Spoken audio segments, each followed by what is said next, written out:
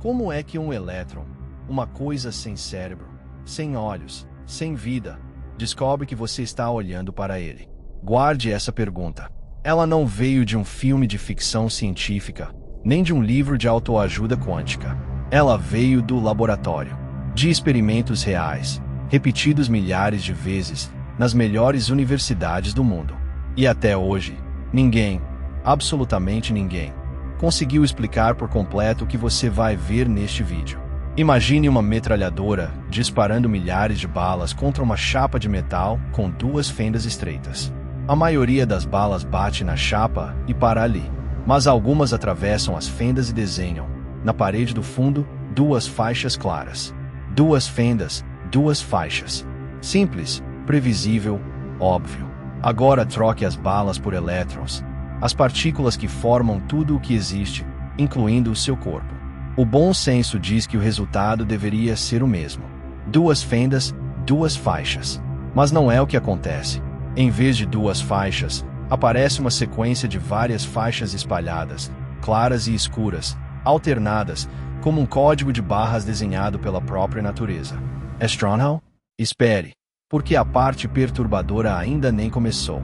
Os cientistas decidiram instalar um detector ao lado das fendas, só para descobrir por qual delas cada elétron estava passando. Uma câmera de segurança para partículas, digamos assim. E no momento em que o detector foi ligado, o padrão mudou. As várias faixas sumiram. Sobraram duas. Exatamente como se os elétrons fossem balas. É como se os elétrons soubessem que estavam sendo vigiados e mudassem de comportamento na hora. Como o simples ato de observar pode alterar o comportamento da matéria. A explicação natural, a que você provavelmente já está formulando aí do outro lado da tela, é que o detector deve estar interferindo fisicamente nos elétrons, empurrando, esbarrando, atrapalhando. Os cientistas pensaram o mesmo, e então fizeram experimentos desenhados especificamente para eliminar essa possibilidade. O resultado desses experimentos despedaçou essa explicação, e junto com ela, boa parte do que a gente assume sobre a realidade. Alguns resultados sugerem algo ainda mais inquietante: a possibilidade de que o futuro influencie o passado. E o último experimento deste vídeo, o mais extremo de todos, é o tipo de coisa que deixa físico ganhador de Nobel em silêncio. O próprio Einstein, o homem que dobrou o espaço e o tempo, olhou para esses efeitos e usou uma palavra que cientista raramente usa: assombroso. Neste canal, a gente tem um compromisso. Fato é fato, hipótese é hipótese, mistério é mistério. E hoje você vai receber os três, na ordem certa, sem fórmulas, sem matemática, sem enrolação. Só os experimentos mais desconcertantes já feitos pela nossa espécie, explicados de um jeito que qualquer pessoa consegue acompanhar. E no final, a pergunta não vai ser mais sobre elétrons. Vai ser sobre você. Sobre o que o seu olhar faz com o mundo. Para entender como chegamos nesse abismo, você precisa voltar comigo alguns séculos, porque essa história começa com uma pergunta de criança. O que é a luz? No final do século XVII, Isaac Newton, provavelmente o cientista mais influente que já pisou na Terra, deu a resposta dele. A luz é um jato de partículas minúsculas, pequenos corpúsculos voando em linha reta. Com essa ideia, ele explicava a reflexão nos espelhos, a refração na água, o arco-íris se abrindo num prisma. Na mesma época, do outro lado do Canal da Mancha, um holandês chamado Christian Huygens defendia o oposto. A luz não é feita de partículas, é uma onda, uma ondulação se espalhando, como as ondas de um lago. E o interessante é que a teoria dele também explicava a reflexão e a refração. Duas teorias opostas, explicando os mesmos fenômenos. Mas Newton era Newton. A fama dele era um sol que ofuscava qualquer outra ideia. E por mais de um século, o mundo aceitou. Luz é partícula, caso encerrado. Até que em 1801, um médico e físico inglês chamado Thomas Young montou um experimento tão simples que você pode reproduzir na sua casa hoje à noite, e tão profundo que ele continua assombrando a física mais de 2 séculos depois. O experimento da dupla fenda. Pegue uma placa de material opaco, faça 2 fendas finíssimas, muito próximas uma da outra, e aponte para elas uma luz coerente. Hoje, um apontador laser de brinquedo resolve. Na época de Young, não existia laser. Então ele usou outros truques para conseguir uma luz organizada. Mas a essência era a mesma. A maior parte da luz bate na placa e é bloqueada. A parte que atravessa as duas fendas vai desenhar alguma coisa na parede do fundo. E se a luz fosse um jato de partículas, como Newton jurava, o desenho seria óbvio. Duas faixas de luz, uma atrás de cada fenda. Mas não foi isso que Young viu. O que apareceu na parede foi aquele mesmo código de barras.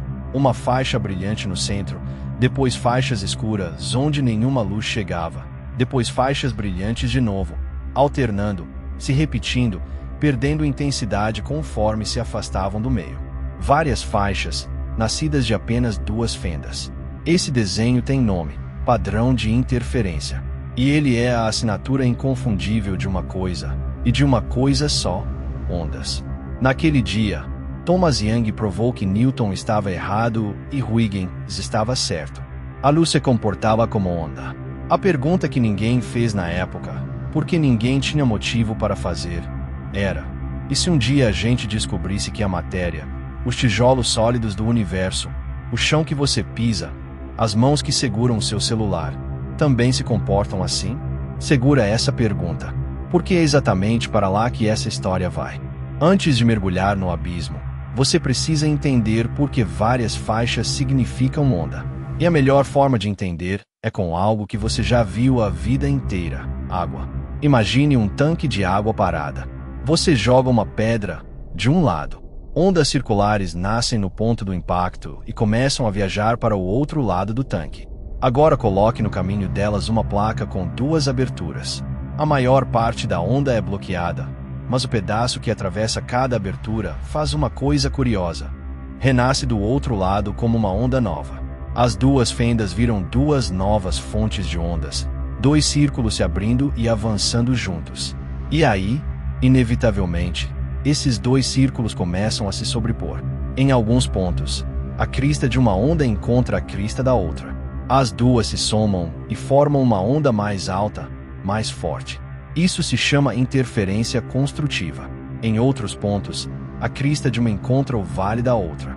Uma sobe enquanto a outra desce, e as duas se cancelam. Ali, a água fica lisa, parada, como se onda nenhuma tivesse passado. Isso se chama interferência destrutiva.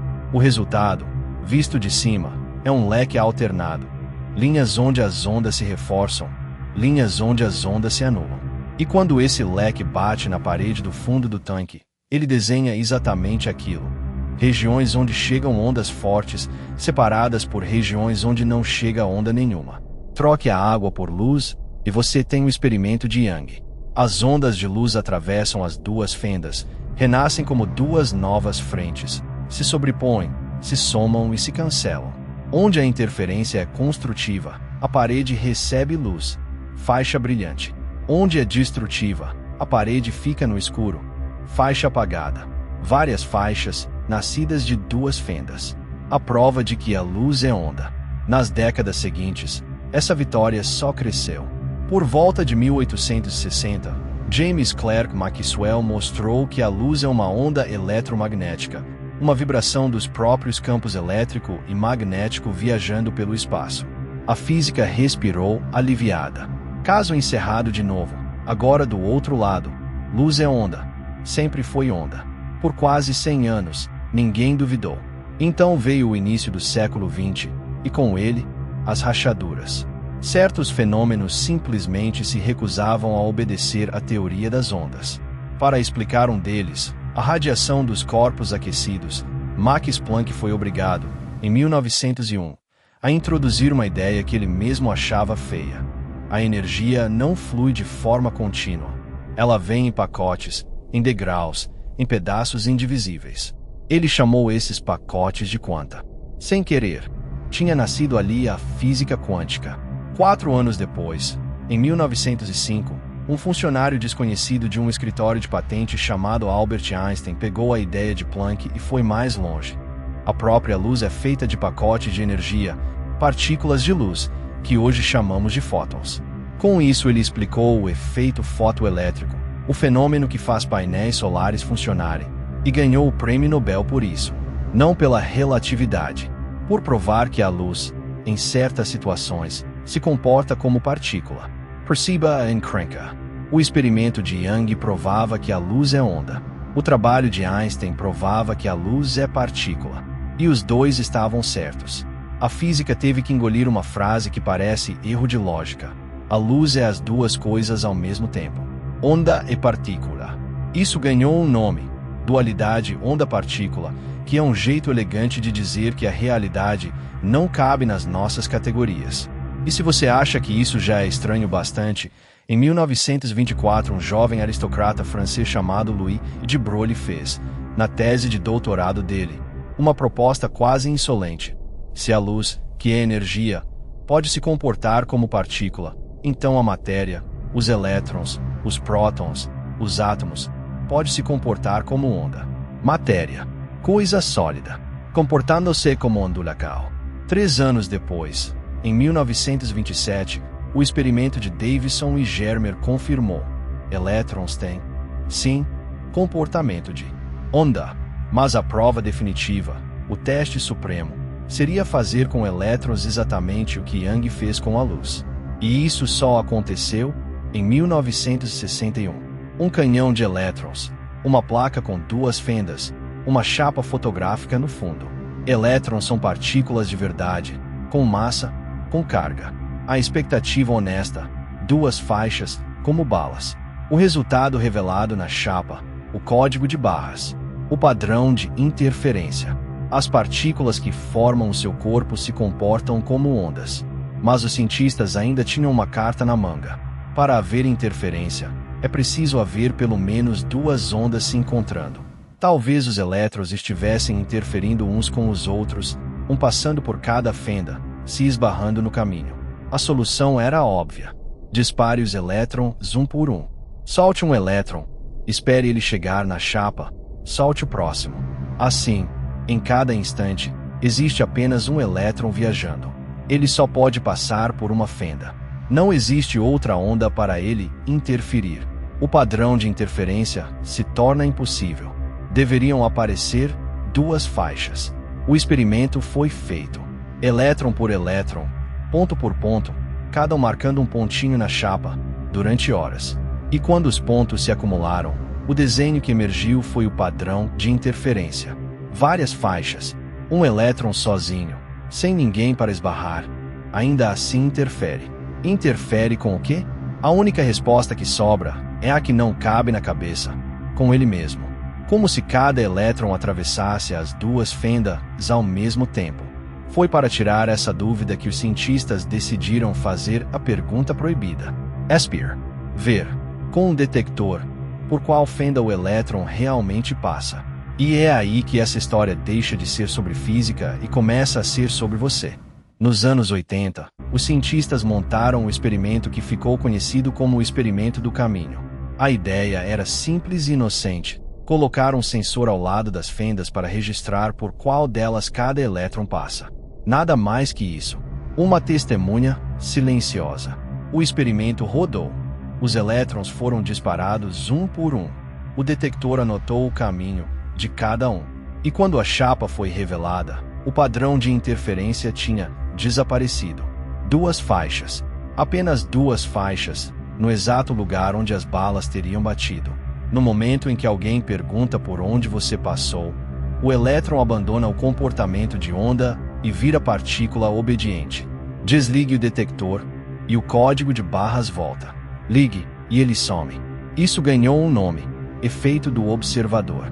E antes que a sua mente corra para explicações místicas, saiba que os físicos correram na direção oposta. A explicação sóbria, defendida por praticamente todo mundo, era esta: observar não é um ato passivo. Para detectar um elétron, você precisa interagir com ele de alguma forma. E essa interação, por mais delicada que seja, perturba uma coisa tão minúscula. O detector estaria simplesmente esbarrando no elétron. Nada de misterioso. O problema é que essa explicação tinha um jeito de ser testada. Bastava descobrir o caminho do elétron sem tocar nele, sem nenhuma interação física com ele. Parece impossível, mas a própria natureza oferece uma brecha: o entrelaçamento quântico. O entrelaçamento é um fenômeno em que duas partículas nascem conectadas de um jeito que as propriedades de uma ficam amarradas às propriedades da outra.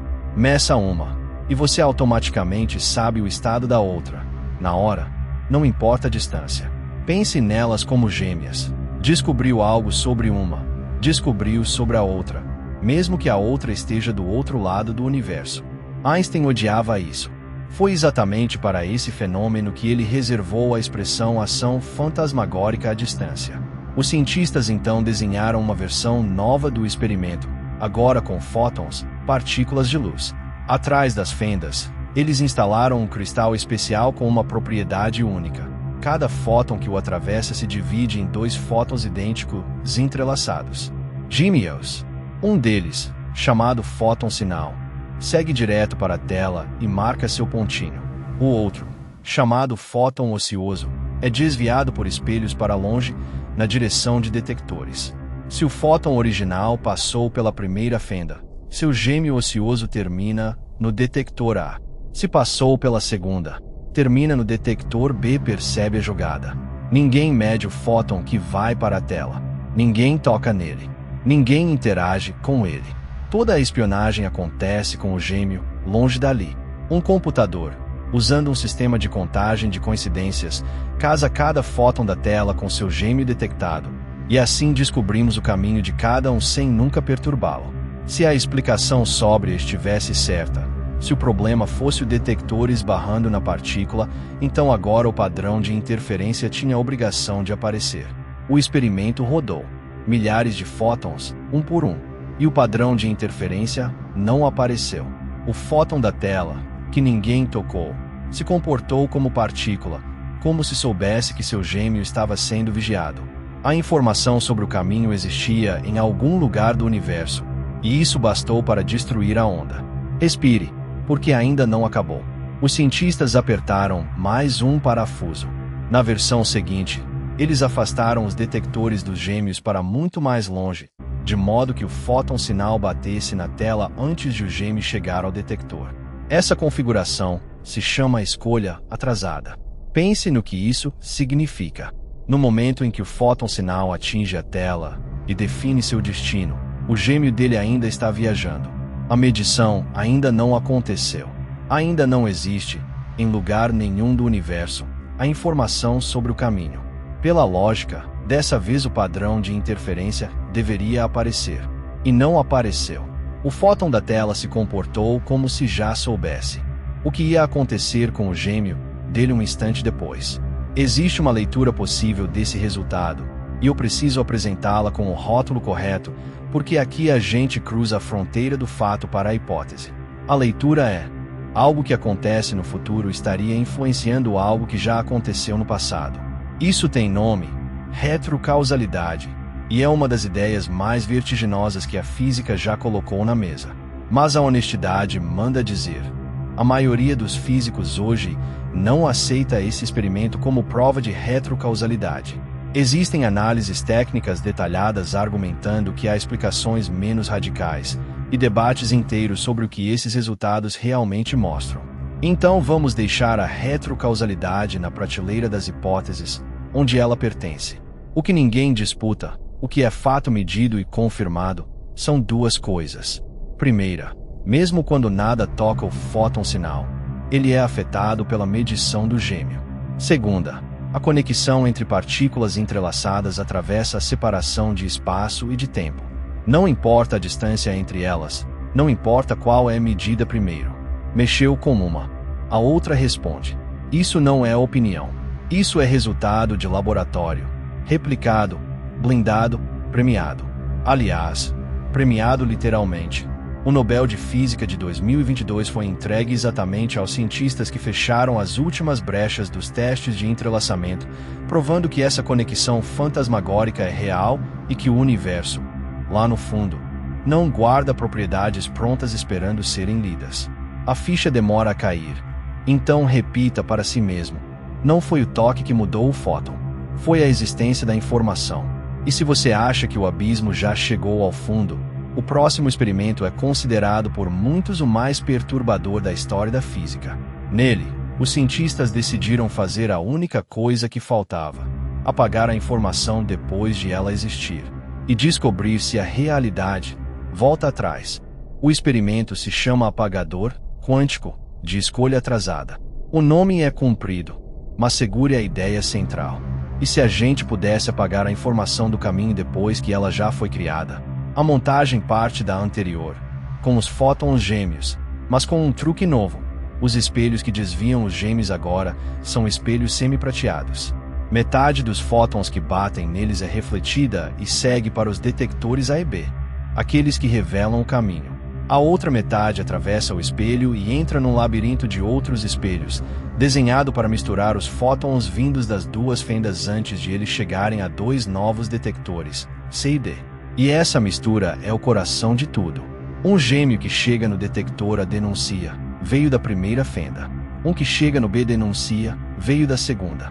Mas um gêmeo que termina em C ou em D não denuncia nada, porque fótons das duas fendas podem cair nos dois.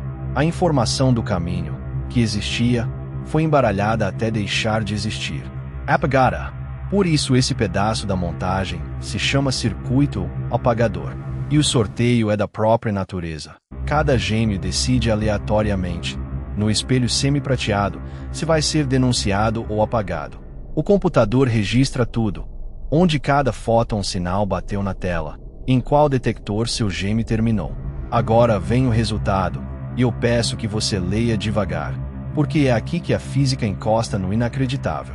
Pegue só os fótons da tela cujos gêmeos caíram no detector A, os que tiveram o caminho revelado.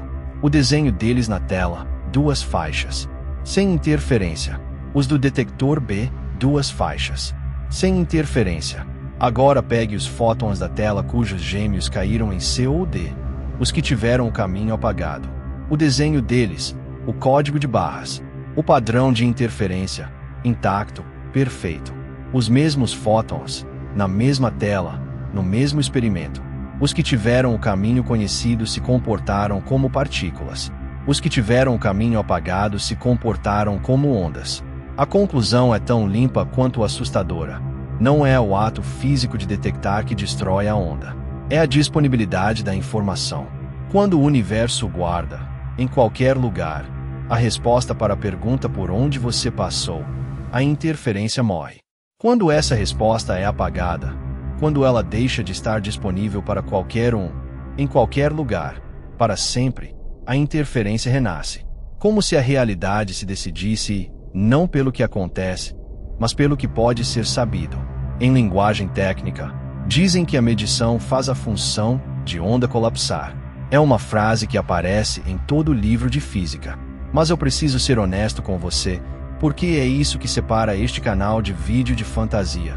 Ninguém sabe por que a função de onda colapsa. Ninguém sabe o que o colapso é.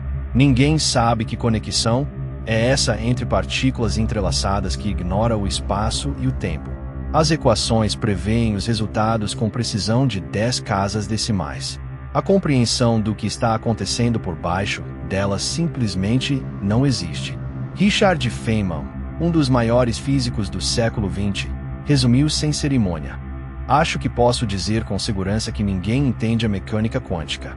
E aqui entra o detalhe histórico que arrepia. Niels Bohr e Werner Heisenberg, os arquitetos da mecânica quântica, previram esses comportamentos décadas antes de a tecnologia permitir testá-los. Muitos desses experimentos só foram realizados depois que eles morreram. E os resultados saíram exatamente como eles disseram que sairiam. Einstein passou a vida apostando contra, convencido de que o universo não podia funcionar assim, de que tinha que haver uma engrenagem escondida, mais razoável, por baixo. Nesse duelo, a história já deu o veredito: Einstein perdeu. O universo é assim. E antes que você arquive tudo isso como curiosidade de laboratório, lembre que não é. O celular na sua mão, o computador, o laser, o painel solar, o aparelho de ressonância magnética, tudo funciona porque a mecânica quântica funciona. Você já vive dentro dessa realidade. Só ainda não tinha olhado para ela. Então o que fica para você, que chegou até aqui?